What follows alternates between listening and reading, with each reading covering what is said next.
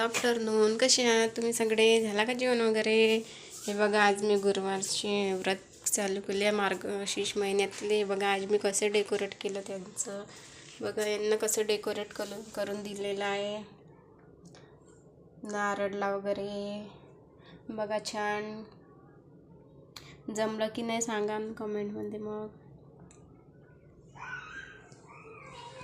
दिसलं का? बघा कसं डेकोरेट केलं आहे मी.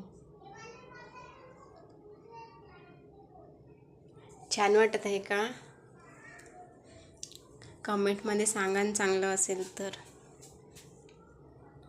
कसं बनलं तर मला सांगा आणि शेअर करा आणि सबस्क्राईब करा. आणखी